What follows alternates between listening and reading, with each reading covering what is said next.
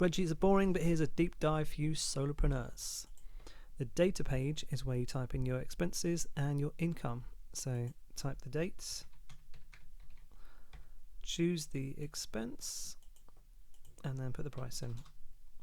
The income works in exactly the same way with a drop down bar from all your income sources.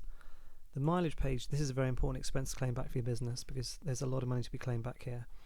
In the UK at the moment, it's 45p mile for the first 10k, and after that it's 24p mile. That's for a car and a van. For a bike it's 24p flat rate, but that's automatically calculated. There's two ways you can do this. You can use the dashboard method. So put in your mileage at the start of the journey, and then when you've finished, and it will automatically calculate and add that total to the overall total. If you want a data report, you can use that as well. And if you have an app that you want to be super accurate with, you can just add in the distance that you did and on the date. Next page is the buildings one. So you'll be running your business from a building, presumably. If you're running it from home, you can claim quite a good proportion of your bills back on your tax return. So if you have, say, 3 bedrooms and a living room and you use one of those for your business, you can claim 25% of your bills back, and do claim that. This is assuming you're running quite a good business, not just selling 2 pairs of trainers a week on eBay. So all your expenses like electricity, water, mortgage, gas, council tax, rent, all these things, put it all in there and it will calculate the proportion for you. The black numbers again are absolute totals of everything that's been entered, and you have a dated report here. If you run an office or rental unit, you're going to want to claim all those business expenses. Now the drop down menus here, access to the expenses and income. So let's say you have some cheese expenses. When you go back to the data sheets, you'll also be able to put in cheese as a new expense. So if you have new companies paying you out, say use maybe a new platform for your selling business, add it in and it will get automatically added in to the drop down bars.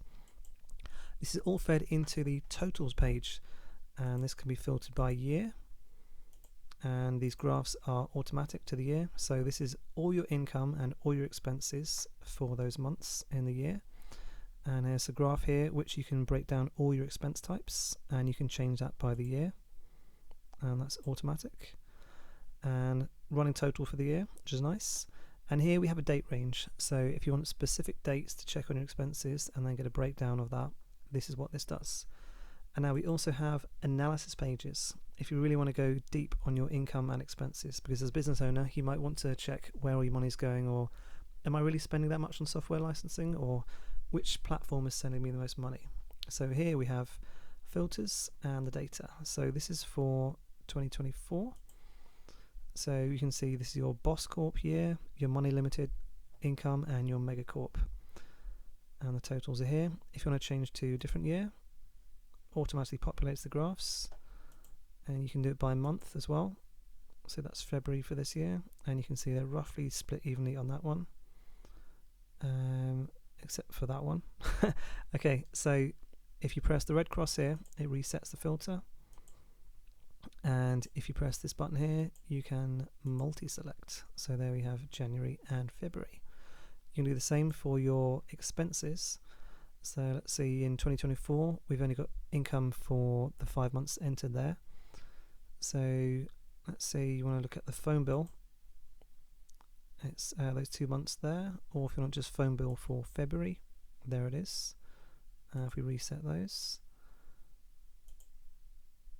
so you can do a lot playing around with how much money you've spent, where you spent it, and it's easy to keep track of incoming expenses and how much you're spending. You might realize, oh look, I'm spending a lot on web hosting, I'm not really using that website. This allows you to really analyze your expenses and get a better picture of where the money is going in and out. There's also a very helpful help file.